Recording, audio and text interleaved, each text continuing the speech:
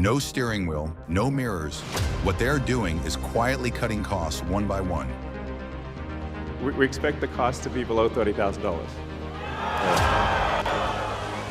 Think about how much hardware sits in front of the driver's seat in a regular Tesla. Right in the center is the 15-inch or 17-inch touchscreen, often called the command center of the vehicle. It controls almost everything. Right in front of the driver sits the steering wheel, the main manual control center of every Tesla. In terms of wheel type, most Tesla buyers can choose between the traditional steering wheel, which comes standard on most Tesla models, or the steering yoke, which features an airplane-inspired design.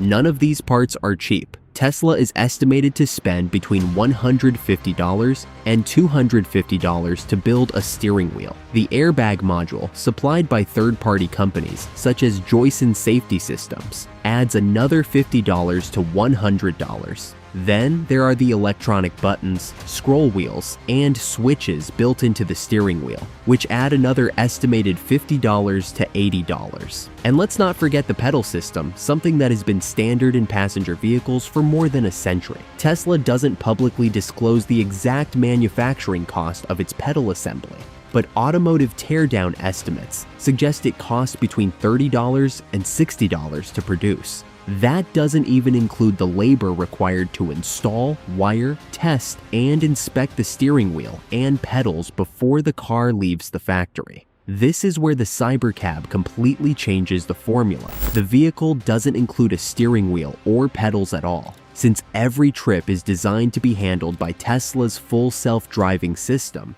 The entire manual driving section disappears. Tesla is estimated to save between $1,500 and $3,000 per vehicle. By removing these components, the complete steering assembly is gone. The pedal box disappears, the dashboard becomes much smaller, and the front cabin suddenly feels far more open. Tesla even removed the side mirrors and rearview mirror, eliminating even more parts and reducing manufacturing costs even further. Without manual controls, the Cybercab needs fewer electronic modules, fewer wiring connections, and far fewer parts for workers to install. Building the vehicle becomes faster, simpler, and much less expensive. Once Tesla realized nobody would ever need to drive the Cybercab, another expensive system also became unnecessary. Tesla removed the manual charging port completely. On every current Tesla, the charging port sits on the driver's side near the rear taillight. It's hidden behind a motorized charging door that blends into the taillight assembly. Every manual charging session,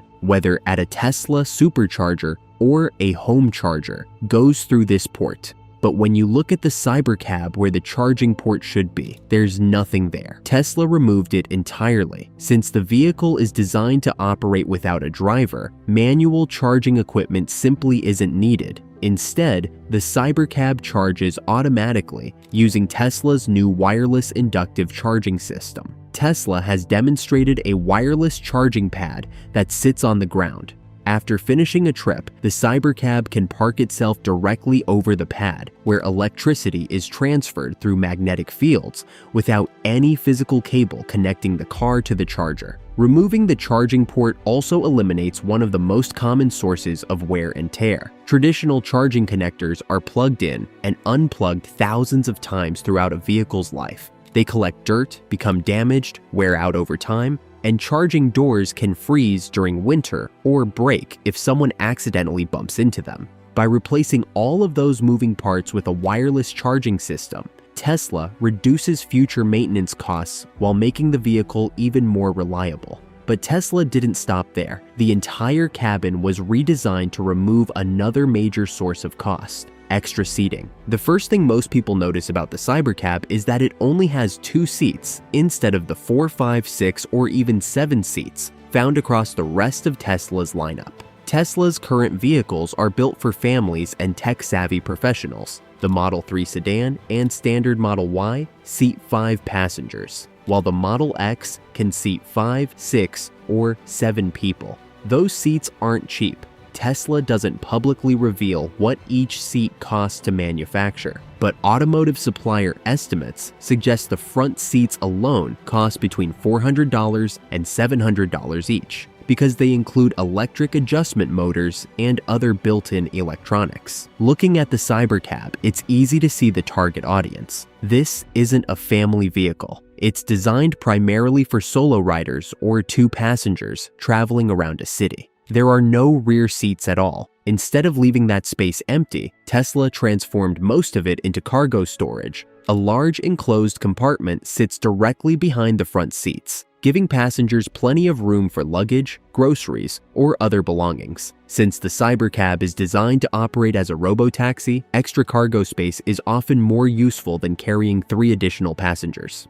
Removing the rear seats also helps make the Cybercab the smallest and lightest vehicle Tesla has ever built. It's roughly the length of a Volkswagen Golf and weighs about 3,113 pounds, making it around 700 pounds lighter than the lightest Tesla Model 3. Its smaller size reduces manufacturing costs across almost every part of the vehicle. The rear window is smaller, which means less glass is needed. Smaller doors use less sheet metal, while smaller side windows require less tempered glass. Even the paint shop benefits because a smaller body uses less primer, paint, and clear coat. Saving small amounts of material across dozens of different components adds up to major savings by the time the vehicle reaches production. But perhaps the biggest savings come from something many people don't immediately notice. Tesla removed nearly all of the rear cabin features that come standard in its other vehicles. The rear touchscreen, which has become a signature feature in newer Teslas, is completely gone. Rear climate air vents disappear as well, along with the extra wiring, trim pieces, and electronic components needed to support them. In simple terms, Tesla didn't just build a smaller car, they removed an entire section of the vehicle. Instead of designing a traditional passenger cabin with a rear seating area, Tesla essentially connected the passenger compartment directly to the rear cargo section. By eliminating an entire portion of the interior, Tesla dramatically reduced manufacturing complexity, helping make the Cybercab one of the cheapest vehicles the company has ever produced.